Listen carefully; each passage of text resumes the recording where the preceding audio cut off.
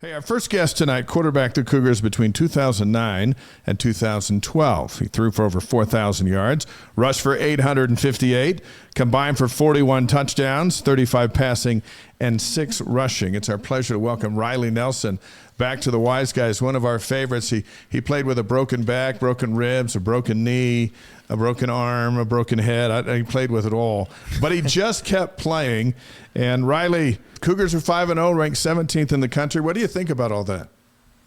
Amazing. And look, I've had way too many conversations. I'm just going to take this opportunity to say, and this is my natural inclination too. So I'm trying to talk myself out of it. But too many people that the first thing was well, yeah, I mean, in 2022 we started out 5-0 too, and going back to all these years and the depth wasn't there, and the grind of the season, all that stuff. But I'm going to put those days behind us. We are in the driver's seat of the Big 12, just a year into the conference. We have won I shouldn't say every, because obviously you have Southern Illinois, but SMU, road dog, Baylor, road dog, Kansas State, home dog. We've overcome every one of those, most of which in pretty convincing fashion. I mean, I know SMU was pretty dicey, but anybody watching that defense and performance in the SMU game, that game was never really in doubt. And then obviously the way they come out and start on the road. I just love the way this team answers all of their critics, myself being one. I was hanging on to history. I was hanging on to personal experience. It was 11 a.m. Central, but these 10 a.m. Mountain kicks, we've just historically not been very good. And I was late night, against Kansas State, feeling yourself. Everyone's telling you how great you are. It's time for a letdown. What do? Come out and score 28 in the first quarter, or at least within the first quarter and change. This team just seems to answer every critic at every turn, and I'm here for the ride. Hey, how big of a deal is it? Utah's back in the same league again, which is what it's been for your lifetime, my lifetime, until recently. And now BYU's not only a game ahead of them in league standings, but they just came in on the rankings at 17 and Utah's 18. How big a deal is that?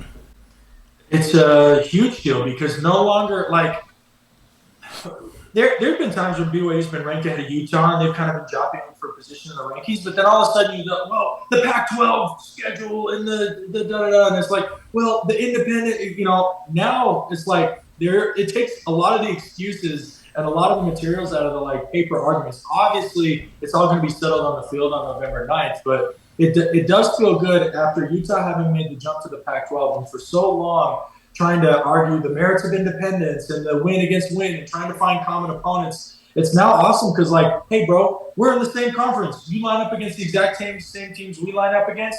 We can see the product on the field. It's much less about people's opinions and trying to architect arguments, and far more about the play that actually happens on the gridiron, which is a welcomed sight in my eyes.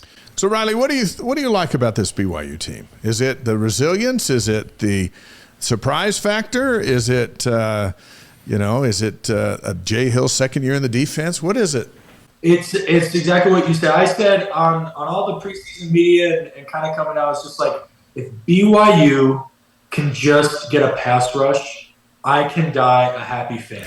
I have been so frustrated with the philosophical approach. And keep in mind, maybe part of this is hung over from I played against those Sac Lake City defenses, which who architected those? Kalani Sitake. Jay Hill was on those staffs. Right. Gary Anderson, who's a consultant down at BYU now, he was there leading the charge. And playing against those defenses, they made my life truly hell on earth.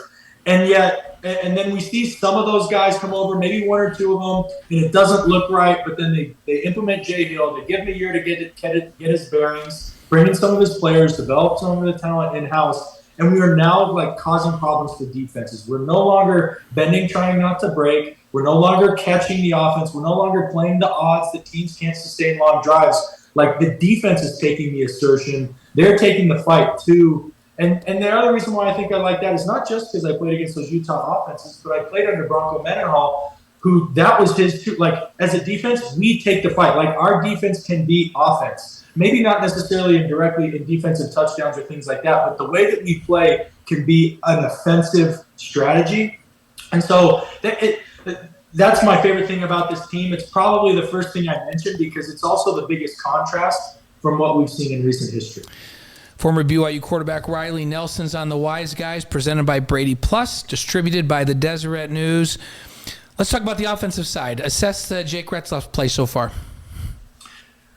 Yeah, I mean, he's battling. That's kind of what we knew about him, and he's showing some maturity. I was somewhat vocal early on in the season that I felt like he was taking unnecessary risks. I felt like that in critical downs, which on third down and red zone, like he seemed to either disappear or negative plays would rear their head. Obviously, third down is something that I'll tell you over the course of the season that needs to improve undoubtedly. Like under Robert and I coached offenses, our goal was 50%, and we achieved it 3 out of 4 years that I was there, and that kept us competitive and productive on offense in all of those games. We can talk about that later. But as far as Jake, like he's improved in the red zone unequivocally. We saw that against Kansas State. All those quick changes, gets down to the critical area, and he's converting not just into points, but converting into touchdowns, which was great. Obviously, some improvements still there on third down.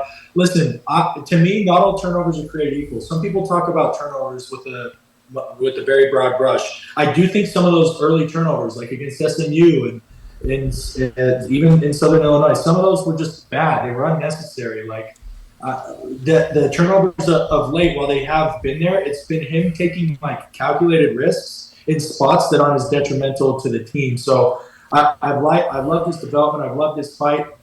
After I've heaped praise on him, the one thing I'd say is kind of an old quarterback, kind of within the fraternity that I'd like to see. I'd like him to continue to develop a little bit more touch and rhythm within his passing game. There's sometimes where it looks like the ball's just coming out of a Jug's machine. It's just flat and hard and straight. How about on those swing routes, right, Riley? Like a swing route. I think it's one of the hardest throws to make, and you have to have touch on it and lead the running back upfield. Those running backs look like they're trying not to get their head knocked off on some of those, right? Yeah, almost their hands aren't up to catch the ball. It's to protect them from a concussion. Exactly. So, I want to see him continue to develop some more touch in some of those short to intermediate throws. And then the last thing is continue to trust Coach Roderick. I was talking about this with fellow alumni Ben Criddle, that every quarterback from Zach to Jaron to even Baylor Romney and others who have played, every quarterback who's trust Aaron Roderick, it has worked out well for him. So Jake, even though your natural inclination might be to take things in your own hands, rely on your own playmaking ability, which, by the way, I was guilty of the same thing as a player, Aaron Roderick has a deep and long enough track record that if you will just trust him and trust the system, it will work out well for you and work out well for the Cougars at large. Riley, as we sit here on this Monday night on the Wise Guys, BYU's alone in first place in the Big 12. I can't believe you just said that. As we head into the month of October. So pull out your crystal ball. What does your path look like to winning a Big 12 championship? Now that the start is over and we're very much in the middle of it and BYU's in first place, what's the path look like? I mean, we talked about kind of jockeying for Utah in position, but I'm sure a lot of Cougar fans watched that game, right? It was awesome having Cougars as the first kick and Utah as the last kick, especially with doing some scouting with Arizona being our next opponent. And then also just having played, Arizona was the opponent of Kansas State prior to us playing. So, like, we've been circling Arizona. They're next on the schedule after the bye. I think they're watching them where they only muster up 7 points in Manhattan, and they kind of are written off, right? The week prior, they only scored 22 against FCS in Northern Arizona, and they were kind of written off for dead. It was like, fish leaves, and Fafita's not the same, and they're, kind of writing it well. They come around and win Utah. They beat Utah at night. Like, that's only happened 1 or 2 times in the last 25 years, right? So this conference, so what does the road look like? It will be fraught with potholes. While I want this team to go undefeated, the nature of this conference, I don't think it will happen. I'll say this, and I haven't gone and looked at all the different schedules, but the undefeateds right now, help me, fellas. We got BYU, Colorado, Texas Tech, Iowa State. Are those the only 4 undefeated in conference? Yeah. Yeah. Okay.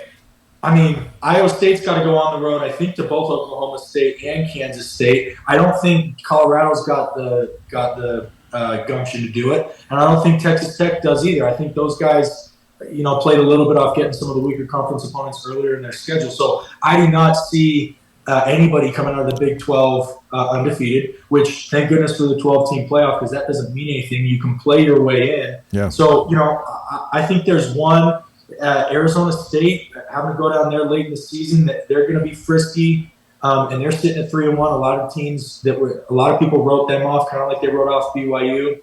I was super worried about having to go to Orlando, but after watching what the Colorado went down and did to UCF, like that bolsters my kind of that bolsters a lot of my confidence in that matchup. And then obviously the biggest remaining game on the schedule is that showdown in Rice-Eccles on November 9th. And so I think it's a loss, hopefully not two.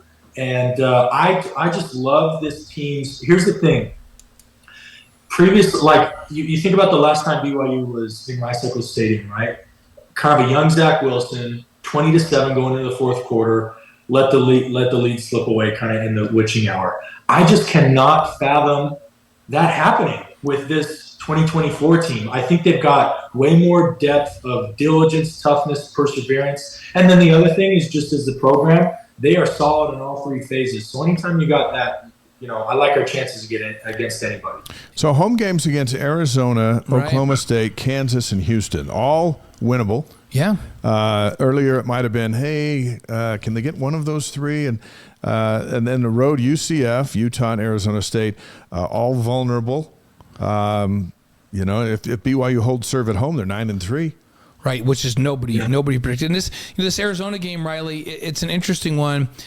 I kind of taking my analyst hat and putting it on after I watched that game. And I'm like, what did they do effectively against Utah? And what they did was they got a bunch of big plays over the top. Big plays were that's how they went out and got ahead in that game. And if you think about it, Utah's defensive philosophy, even though it's similar to BYU's, Utah is a one high safety man team almost all the time, which lends itself to giving up big plays over the top if you don't get home, right?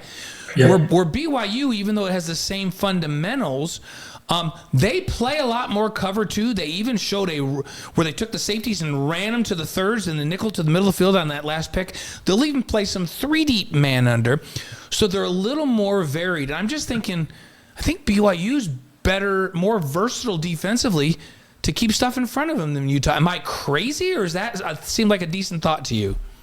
Thank you for watching The Wise Guys. If you like what you're watching, you can help us out by subscribing and hitting that notification button.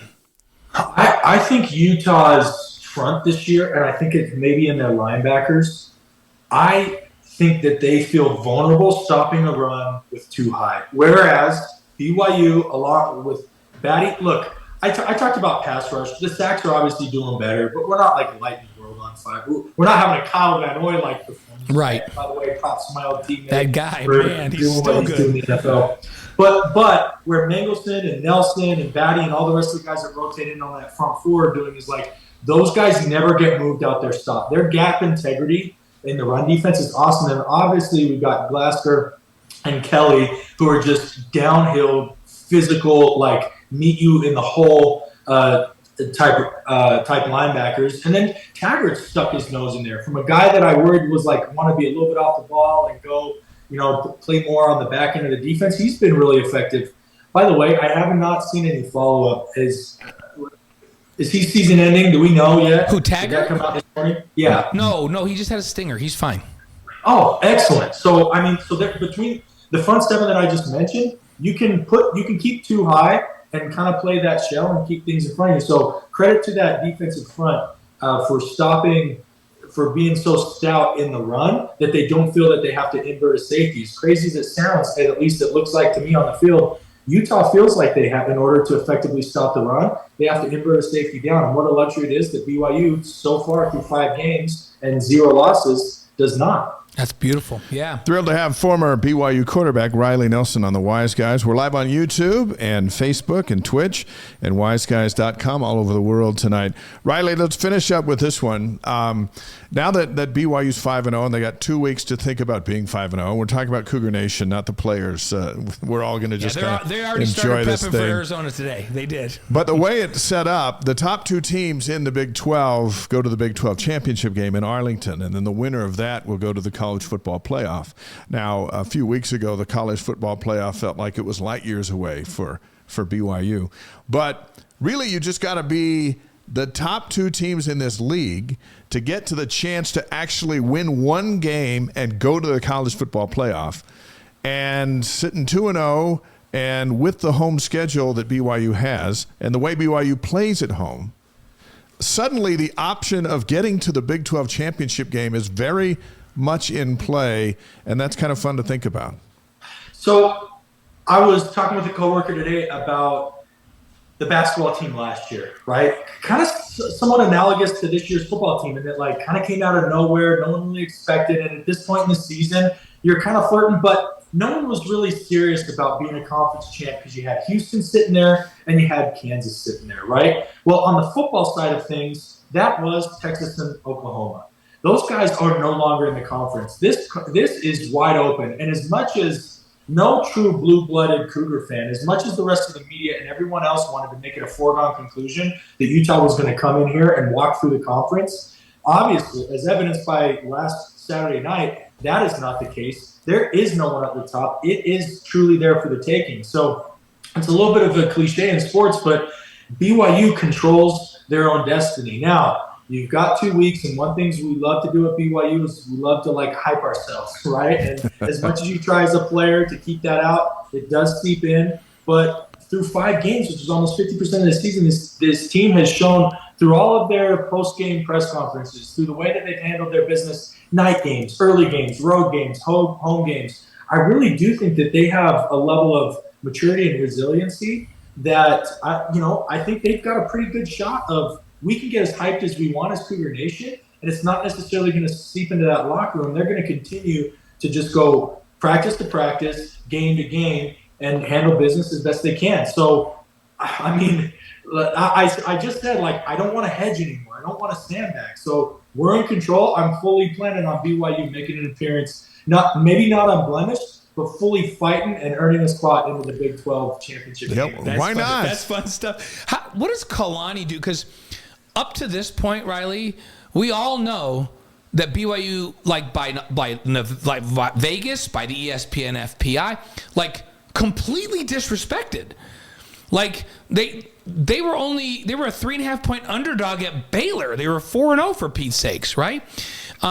Underdog in every game. And when they were favored and against teams that they should be blowing out, they were marginal favorites. And Kalani's done a really good job of telling this team, nobody respects you. This is ridiculous. We got to go out and prove ourselves again. We need to play with a chip on our shoulders. Well, now what? You just got ranked 17th. You're 5-0, and everybody's talking about you playing in the champion. How does Kalani keep that noise away from these guys now? Because they've played so well. And I credit that start in the game at Baylor to everybody thinks you can't play in the daytime. You're not even favored on the road when you're 4-0. Nobody respects you. Those guys came out and played like a bunch of crazed dogs in that game against Baylor. How do you keep that? How do you keep that edge? I think there's enough dudes here from that. I've already mentioned it, but I'll mention it again. That 2022 season, they start off 5-1, right? The one loss, they had to go up and then lost to a top 10 ranked Oregon, right? Yeah. They got their behind handed to them.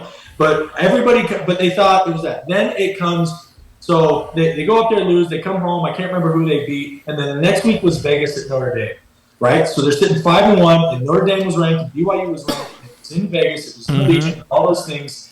Not only did they lose that game, but do you remember the rest of that stretch?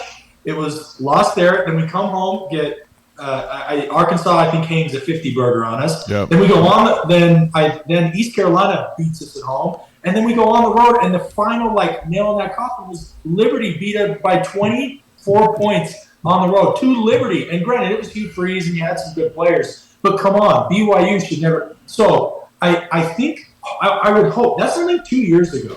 A lot of the names that I've mentioned, Mangelston, Batty, Nelson, like Connor Pay on the offensive side of the ball, Keanu Hill, a lot of those dudes were on that roster and playing in those games. So I think he can draw from some of that player leadership. In other words, it doesn't just have to be on him. I think he can draw from some of that player leadership and player experience that they can rally at. They've been like, hey, we've been here before and it didn't turn out so good last time. What do we got to do differently to make sure that it turns out how we want? These are fun conversations to have here at the end of September. Yes. Riley Nelson, former BYU quarterback, former BYU broadcaster. We are thrilled and grateful to have you on the show tonight. We'll have you on again. Enjoy this fun run, and thank you for being on the Wise Guys tonight. You bet. Thanks, fellas. Have a great show. Good stuff, Hey, love as your always. family, brother. Let everybody know Blaine says, hey, give him a hug. You bet. We'll do. All Talk right. to you later. See ya. Riley Nelson, one of the toughest quarterbacks to ever suit up. Oh, yeah. At BYU, He played was through playing more with broken everything stuff, It's and it's still producing, which is he amazing. won games and had a good time. Dick.